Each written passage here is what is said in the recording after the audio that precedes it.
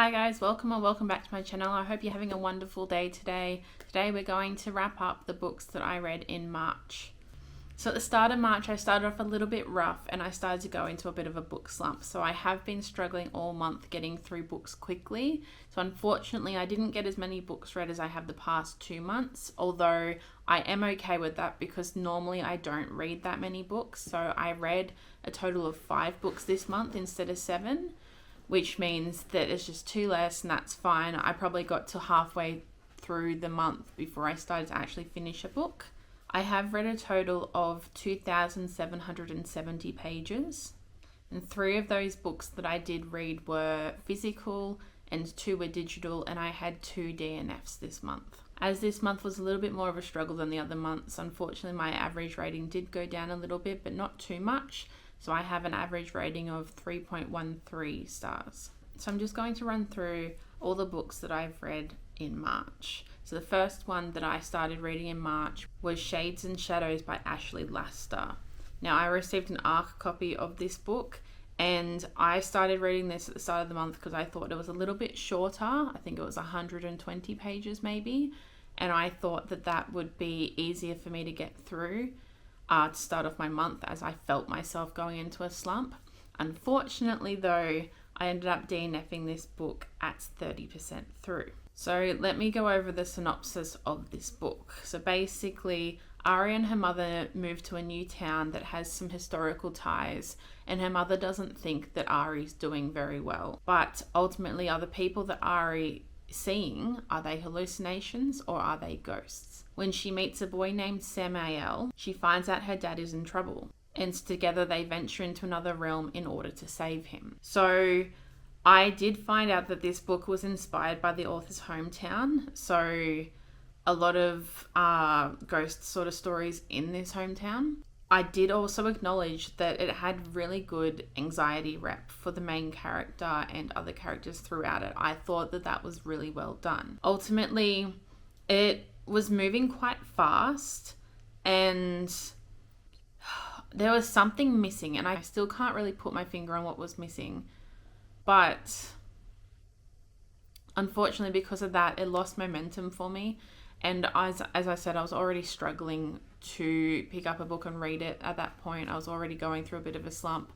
So I just decided that I would move on to another book and leave this one where it was. So the next book that I read was Pieces of Her by Karen Slaughter. Now, I had this book for my local book club and we were reading it together. So let me just go over the basic synopsis for this before I tell you what I thought of it. Our main character, Laura, thinks she knows everything about her mother, but when they're sitting in a diner one day and a gunman comes in, she realizes that her mother is not who she thought she was. And everything starts to devolve from there. You sort of follow her as she's uncovering things, and she's forced to go on the run because of the secrets and people in her mother's past. I really wanted to get through this book for the book club. I was really into it and I was really enjoying it. It's just that the chapters were so long that it was a slog to get through each chapter. So I DNF'd it at 50% through, exactly 50% through. It was an interesting setup that was meant to keep the reader interested, and it did for a certain extent of time for me. But ultimately, it was so hard to push through, and I'd gotten to the middle of the month and still hadn't finished a book yet. And I thought I would just put it down and just leave it and see if I would come back to it at the end of the month, which I didn't end up doing, and I don't think I will. I think that I just need to read things that I want to read so that I can get through books easier. So the next book I read during the month of March that saved me this month was The Lost Flowers of Alice Hart by Holly Ringland. This is based on the life of Alice Hart, and there's a family tragedy, and she's sent to live with her grandmother on her flower farm, where she gives refuge to flowers or women who have gone through trauma or are broken and in need of help. I thought that this book had a good representation of a strong sense of self and place and finding your place in the world after going through so many things before that.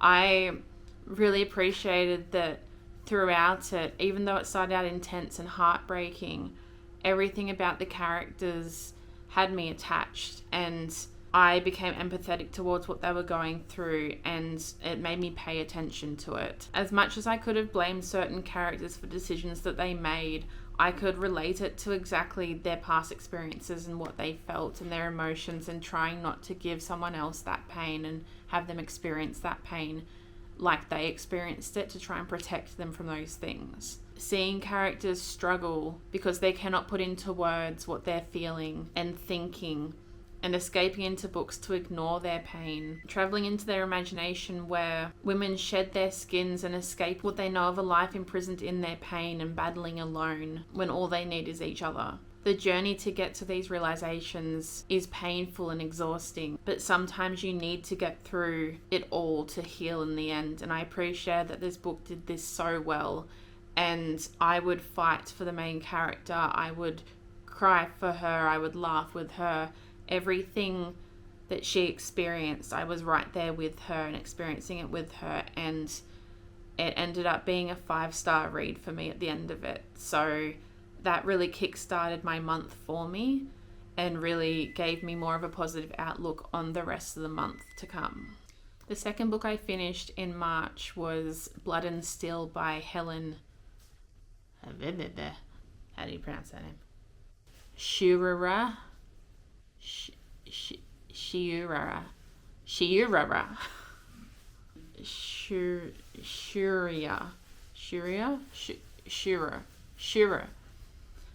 The next book I finished in March was Blood and Steel by Helen Shiurara.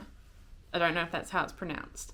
This book is set in a world where women are forbidden to wield blades, and our main character, Althea Zoltaire, has been training in secret her whole life to one day hopefully achieve what she's always dreamt of being, which is to be a part of the warrior guild that protects all the 5 kingdoms. Now, I read this one quite quickly because I was able to read it on the Kindle app on my iPad. The writing was leaning more young adult as I was reading it than adult, like it was meant to be. So I actually think that the dialogue between the characters was more juvenile than it should have been. It was reading more like early 20-year-olds talking to each other than mid-20s to mid-30-year-olds. And I feel that the battle scenes and the training scenes as well were like they were written for a younger audience, meaning that it unfortunately lacked the high stakes feeling that I personally wanted from a book like this, and made any deaths that happened not hit anywhere near as hard as they needed to for me to care. I did find that throughout the book there were very obvious hints to reveals that were going to happen later, so honestly I unfortunately predicted a lot of the reveals and a lot of the plot twists that happened at the end. But it's very hard for me to be surprised in these sorts of books because a lot of fantasy books are so alike in that respect. I did enjoy the world building though, and I did enjoy the concept of a monster that's different to what I've read before. And I will be continuing the series because I am invested in the world and seeing what happens at the end of it. I do know certain things that I think I've predicted will happen, but at the end of it, I could still be surprised, and I still want to know how it ends after that. So I ended up rating this book 3.5 stars purely because at the beginning I was struggling with how young it felt, and I needed more violence. I needed more oomph to it. I needed something to make me care. But the world is so beautiful, and I can't wait to read more in the series. So the next book I read was The Magpie Society by Zoe Sugg and Amy McCulloch. This is based on an elite boarding school in the United Kingdom, and tragedy strikes when the body of a student washes ashore during their exclusive summer party. Then we flash forward to the next term starting, and the student Audrey arrives from America to attend this boarding school to run away from her own secrets, only to discover that her new school has secrets of its own. When Audrey discovers that her roommate Ivy was close with the murdered student, her and Ivy work together to solve the mystery of what happened to this student. I originally bought this book not because it was written by a YouTuber that I watch religiously, but because I liked the concept of it, and the synopsis on the back looked like it would be really enjoyable. Thank you. I honestly think that I may have left it on my bookshelf too long. I think at the time of buying it, I would have enjoyed it more than I did when I read it. It was very much inspired by popular shows that I grew up watching, like Pretty Little Liars, and I didn't really grow up watching Gossip Girl, but it was giving me Gossip Girl from what it was doing, and it was giving me Wild Child, and we sprinkled in some Secret Society to make it pizzazz a little bit, I guess. And it just, because of those things, unfortunately, it became predictable for me, but in a way that made it so I wasn't as invested in it. It got to the point that I was bored and I started skipping uninteresting dialogue between characters that didn't mean anything towards the plot, and I just thought that they were there as filler, if I'm being honest. Because of a lot of these things, the ending became quite disappointing for me because, like I said, I predicted it. But when I predicted it, I thought, no, surely not, that wouldn't happen. And I thought it would have more substance with the build-up that it was getting. I honestly think, I don't know what it's missing, but I think maybe it needed just a little bit more beforehand to make certain things matter, to make the ending not as chaotic and head spinny and everything. The whole book moves really slow, only for the last 50 pages to spiral. Thank you, sweetheart. Only for the last 50 pages to spiral so fast at the end that you've almost got whiplash, and it didn't make sense. But I understand why it happened and why certain things happened, I guess. It just wasn't for me. And I ultimately, for a book set in a boarding school, I wanted more school. And there was less school and more like they could just basically go wherever they want and figure out this mystery however they wanted. They didn't have to do much. So ultimately I was just a little bit bored. And again, because I was struggling throughout the month, it just didn't go well for me, unfortunately. So it ended up getting a 2 stars for me. But at the end of the day, I probably should have put it down earlier. But I just really wanted to finish another book. So after this book, I read Fear the Flames by Olivia Rose Darling. Now, this is basically about a princess who was born, and when she was born, she was gifted 5 dragon eggs that were believed fossilized, and instead they hatch and she bonds with these dragons. And then her father, because of certain circumstances, ends up imprisoning his daughter and the dragons separate to each other, sort of subjects his daughter to a lot of abuse and everything. She eventually escapes, and she becomes queen of this other area that they escaped to, and she's in hiding. Now, years later, she meets the enemy of her father, and she makes a deal with them so that she can rescue her dragons and get them back to her. This book very much frustrated me a lot. I understand that I was having a bad month and I was having a lot of difficulty getting through books. I understand that completely, and I was trying to give it the benefit of the doubt.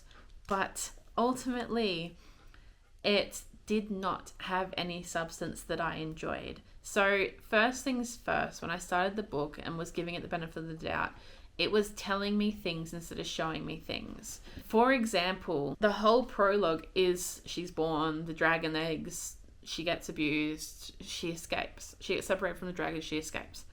The whole prologue didn't need to happen because it gets explained in the first couple of chapters. And every time she's doing something, it's like it's being told and repeated to me as if I'm a little bit stupid and can't grasp a hold of it. It's like she's trying to, the main character, it's like the main character is trying to make you understand what she's saying, but she's not showing you.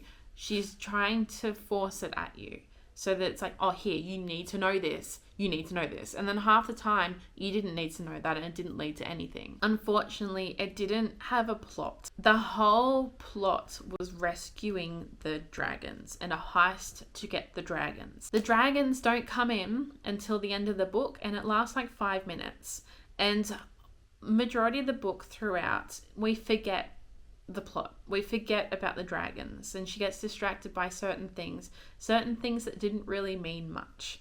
There was no world building. I couldn't imagine how things looked because I wasn't told how they looked. I was just told, oh, here's this prison on a mountain, we're going in there. Here's this kingdom I've just gotten into. Oh, I'm scared, I don't want people to see me. Here's this house that I'm staying in overnight. Cool. We didn't get any descriptive things. We didn't get to see what things looked like. We didn't get to see what people looked like unless it was a main male love interest or a fatherly figure, a brotherly figure. We didn't really get a description of her father herself. We got a description of her. The description of the dragons changed from the start to the end, which I would understand in indie publishing, but it was traditionally published. Someone decided this book was so popular that they wanted to traditionally publish it, but they didn't give it the substance it needed, which brings me to the other point of I'm actually kind of over books becoming popular on TikTok when they're indie published, and then publishing companies grab onto it, traditionally publish it so that they can get some money, and they don't give it the substance it needs to be a good book. And it's such a waste of paper, unfortunately. That sounds so mean, but it had nothing. There was nothing. I was reading nothing. Basically, to conclude this whole book, if you want to hear more about my thoughts on it, then watch my last video. It was the part 3 of the Rainbow Challenge. The whole thing of this book, if you're reading it for dragons, don't. There's no dragons in it. There's the 5 dragons at the end. You don't see much of them. There's basically no dragons. If you're trying to read it for the dragon heist, don't. It lasts 5 minutes. You can tell what happens. They get in there, they get out. They've got the dragons. Cool. Nothing was high stakes about it. They kept having smut scenes or banter when they were right next to people they were trying to sneak around, or they were trying to sneak into a place, and they weren't being quiet at all. They were having very loud conversations, and it didn't make sense. And ultimately, I didn't have a good time. So unfortunately, this book also got 2 stars out of 5. I just wanted more from it, and unfortunately I didn't get it, and I'm not interested in continuing on. It needs more finessing. It needed to be finessed more, and it just wasn't. And the last book I read in March was the sequel to Blood and Steel, which is Vows and Ruins by Helen Schurer. Still don't know how to pronounce her last name. So because it's a sequel to Blood and Steel, I can't really tell you what it was about properly because it's got a lot of spoilers. But I can tell you that I appreciated that this one acted its age. So the age of the characters, they were talking like they were that age, and they were acting like they were that age. And I was really thankful for that. I'm so glad that from the first book to the second book, it built on it so much, and it was so much better. I did want more angst at the start of the book. But then again, when I got to the midpoint of the book, I was getting whiplash. Are they together? Aren't they together? Should they? Shouldn't they? I just wanted them to find a direction in their relationship and take it, and not keep changing their damn mind.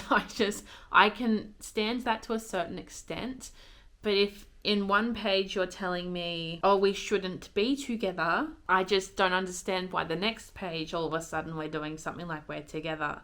And we're trying to keep it a secret, but it's obvious that it's happening because they're not trying to be secretive about where they're doing it. So that part of it was frustrating me a little bit. Half the smut scenes happened at the most inopportune times when they shouldn't have, and it caused me to start skipping over some of the smut scenes so that I could get back to the plot. I could get back to what the book was trying to do and trying to be about, so I knew what was happening. I did appreciate, though, like I said, that the battle scenes were so much more violent. They were more accurate to the violence that they needed to make you feel something. And when certain things happened, they had more impact, more oomph, and they really stuck with you, and it mattered. Everything that happened mattered. It wasn't just, oh, here's this fighting scene happening, go ahead.